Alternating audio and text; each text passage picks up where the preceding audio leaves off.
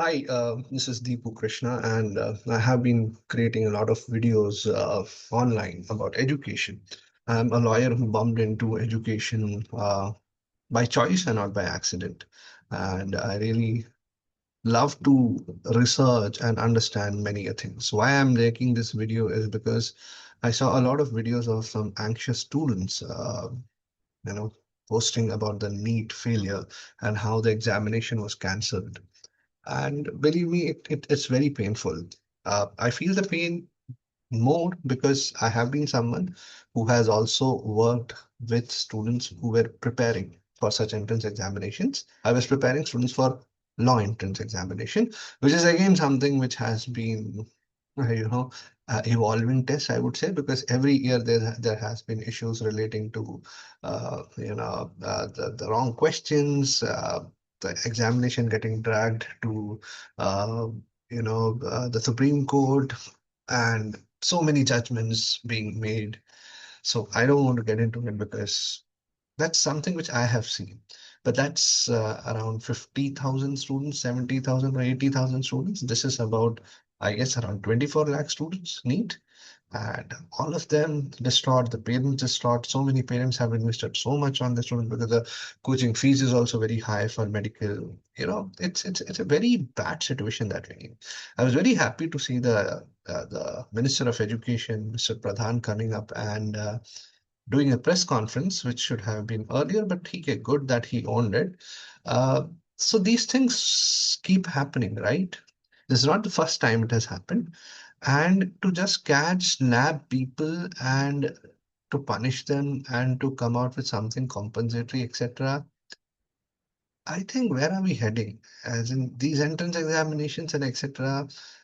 I would want to, ask a question to all the people who have today become doctors, surgeons, and have done medical science, have done MBBS, and are today settled. Do you think that examination, the entrance examination which you gave, uh, reflected anything that you're doing today? Uh, if you ask me, I have been through the syllabus for the past 3, 4 days. That's exactly what I was doing. I was going through the NEET syllabus and I was trying to compare to the doctors I have met, the friends I have. I have met few doctors also, and they also said the same thing. Yeah, you're right. It does give you an idea, but it does not test you on the skills which are required. And that's where somewhere we are wrong. Every entrance examination in this country has that flaw. I checked out the medical entrance process of the United States, some European countries also. They have a very different model. They do not rely on just one marks. And that's how somehow we have created things here. And there's such a big disparity. And the orientation of the kids also, there are counselors who are counseling these kids and telling them, okay, you could do medicine, and then they are doing medicine. Some of them clearly are not made for medicine.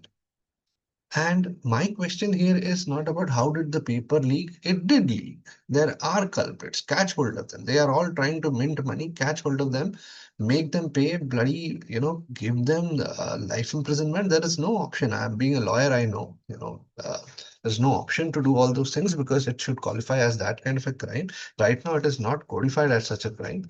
But then create a law or do something where it's the highest amount of cheating, cheating with the lives of the students, the cheating with the future of this country. uh, my question is rather very important here. My question is because I have researched a lot in this area, where I have taught students both at university and also before university, and these entrance examinations have bugged me a lot. My question is often, uh, if NEET cannot remain fully secure, should India rethink how we select our future doctors? And this government, if they cannot do it, I don't know who will do it because we have great hopes from this government. Yes, I say this with a lot of responsibility because they have done things and they have made things happen in this country. Not that the others are not good enough, but I see people making stupid statements like come out into the streets and do dharna like they did in Nepal and Bangladesh. That's such an irresponsible statement. And when they do it, what would they get? Will they become a doctor in an economy where people are not even able to, pay for the fees or even afford healthcare? What kind of So that's all politics. I'm not getting into the politics of it. I want to take a very academic angle to it. And all the academicians of this country, the great doctors, we have some of the great minds in this field to come together and think that how are you going to test and how are you going to make a foolproof system which is going to, test students on not just a OMR sheet, something better, which cannot be leaked. Such kind of thugs who are running around and doing these kind of stupid things cannot even think about. But a student himself is able to demonstrate that okay, I am made for medical profession. I know it. There be courses at the pre-med stage itself at 10th where a student gets to know about these things. Internet has become so accessible. Students are watching reels, blah blah. Use those mediums and inform them. Do they even know that once they take a medicine, how many more years they have to study? They do not get MBBS and just they may become a doctor, but then there is specialization. They have to go for MD. I know my friends who have done MBBS, they're still studying.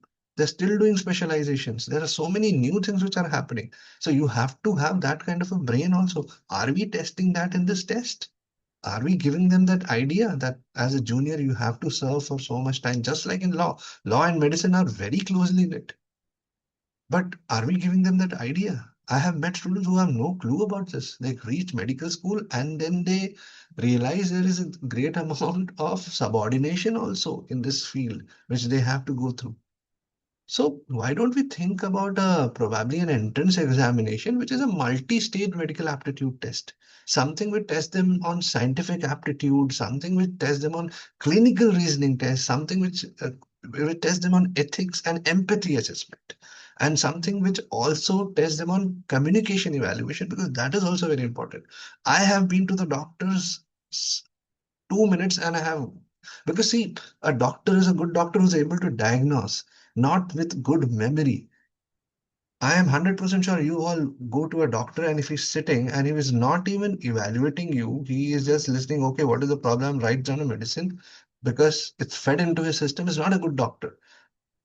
Things have changed. So think about a doctor who, when you go and sit, I'm 100% sure you all go to such kind of doctors who even evaluates you better, who diagnoses the problems better, who talks to you. And he doesn't write down things just by his memory. He would rather, and that's how I have seen great doctors now become, where they are not giving you rough medicines. They are more into diagnosis. They want to heal you. They want to have that kind of empathy. That's where I said ethics and empathy assessment. Is that a part of NEET? Mr. Minister, please. If I again repeat, if this government is not doing it, I cannot have hope. Why don't we have a Ajit Doval in this field also? He's so effective in. I know some people will throw shoes at me for saying this, but at least that's my own personal opinion. But he's so effective when it comes to guarding our boundaries. There are great brains in medical field also. Pull them up. Academically oriented people who can come and create a test where this test is not a bloody 1 day test. It becomes a kind of a test where the student can sit and you realize it has to be more psychological also, that whether the student and taking the 10th and the 12th marks also very seriously in schools. That is also very important because it's a 4 year program and it is something which is academically intensive. And because it is academically intensive, see if the intensity of the student is good, where he's scoring good in 10th as well as in 12th also. That kind of a student is well suited for it. Otherwise, you all know how many dropouts are happening in med schools. There are so many students who are dropping out from the first and second year because they understand I'm not cut out for it. Someone just created an impression in front of the kid and he just went and he did that. Create something like that, because that's something which is very concerning. Something has to be thought about it. I'm not talking about this year you have to act immediately, but in the next 1 year at least, please think about it. Let coachings also understand what it is, because students need coaching. Let there be, but then create a paper which cannot leak. How can you build empathy and ethics in a student who probably has not learned it? How can you build clinical reasoning test? Think over it. Involve doctors. There are so many great doctors here whom we have. involve them, create the kind of doctors we need. And it's a money minting machine now for every private institutions also they are taking. So, it is happening. So give a bit of a autonomy also. But this test, if you want to be a single test, create it in such a manner. And this is a test which will cut through language and everything else also, and students would come up better. Believe me, because this now talks about larger things, not just things which, are like based on rote learning. Uh, you know, Current need is awarding students on the basis of speed, elimination trick, and coaching optimization, obviously. But we need doctors who are better at diagnosis, observation, judgment, emotional intelligence. Are you testing these things? A student solving 180 questions in 180 minutes is not necessarily a better doctor than a student who understands patients better, who talks. And such is the kind of a student who should go to good institutions, right? And it's easy to memorize leaked question papers, but how would you memorize these things? Can you memorize a person's behavior? No. A patient, cannot afford treatment. What should a doctor do? These should be the kind of questions which you should be asking, which evaluates on ethics, empathy, professionalism. That's something which you need to do. Something which is a hybrid admissions model where you test 50% aptitude, 20% school consistency, 20% reasoning and clinical scenarios, 10% interview. Give interview a shot for these kids. These kids are bright, believe me. I saw a student from Sikkim. She was talking about how helpless she feels. Great communicator. The way she was talking, the way she was able to understand even the polity of this country. Wow. And you are missing out on such students. Shame on us as a country if we are doing that to these kids. They are working so hard. Where would you get such great hard workers? And this is what we do to them. We give them bloody one test and ask them to appear it, and that's not how you build a country or institutions. Medical school should also think. You guys keep whining about the faculties and all, keep whining about the student quality is going down, blah blah. It's because this entrance process is bad. It's not testing them on those things.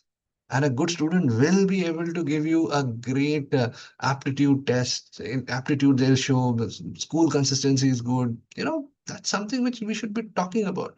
Let's go for a digital plus adaptive test. Online or something which is adaptive, students do have access. If they do not have access, we have money, we have infrastructure, create something. Create encrypted question delivery system, create a AI randomized question pool. So many questions that even if it leaks, there are questions. And why can't we make it? I don't understand, That's something which we need to rethink. We are sitting and we are trying to do the damage control here. People are playing politics here. Shame on them.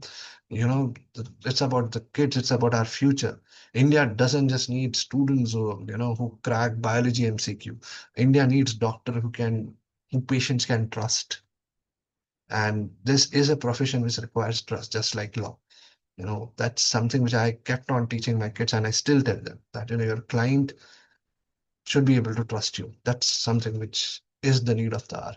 The real question is no longer if the NEET paper is leaked. The real question is whether the OMR exam should have this much power in the very first place. Let me ask you this question. That test one single paper, so much can be done. Who knows, it's happening in the law entrance examination also. This OMR based test, I don't like it, if you ask me. It should be more. The topic should be more. Maybe the future of medical education is not one perfect exam, but a better system, let me tell you. And that's how I want to end this. Think over it. I want the entire medical profession and the academicians in medical world to think over it, even the coaching institutions. It's also a major loss for you also. You guys are also losing out on something which you could have built better. So think over it and come out with, we have 1 year. Next year, let's pledge that this does not happen. And we do not disappoint the kids and the talent and also the parents. It is very painful. It is very painful.